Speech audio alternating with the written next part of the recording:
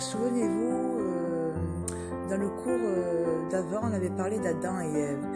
Premier jour, Adam et Ève, du miroir, le miroir du temps qui donne le reflet sur la mer, le soleil sur la mer. Voilà, vous avez l'image, c'est le reflet le premier miroir du monde. C'est le premier miroir du monde, c'est le premier miroir d'Adam et Ève. Quand j'ai dit le manteau, lorsqu'il appelait sa Ève, Adam il appelait sa Ève Milchama, manteau chaude, et qui faisait l'amour, il se voyait à travers le reflet de la mer. Et comment ils ont eu au début, qui c'est qui a mis tous ces mots de la première parole? C'est bien Adam et Ève qui ont eu la première parole. Adam et Ève, ils ont mis sur chaque objet, sur chaque chose, sur chaque animal, sur chaque objet, sur chaque chose, ils ont mis un mot. Et c'est ça c'est leur première parole, ça vient d'Adam et Ève aussi.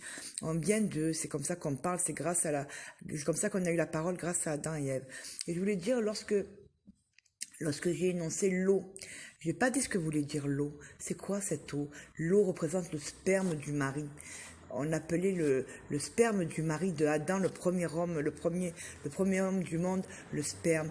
Et Ève, ce qu'elle lui faisait avec ses dents, les dents, on appelait les dents de Ève, on appelait le rubis, la pierre précieuse, qui est le rubis. Avec ça, elle faisait, avec ses dents, elle faisait c'est la pureté familiale. On parle de la pureté familiale entre un couple qui s'aime, qui se sont jamais quittés. C'était le premier, Adam, il a eu sa première femme, et Ève, c'est son premier mari. Ils se sont jamais quittés, ils sont toujours restés unis. Et c'est ça, celle-là, la pureté familiale.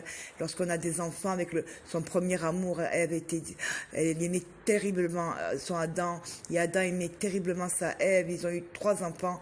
Caïn, Abel et Seth, c'était les enfants de leur amour, c'est le fruit de leur amour.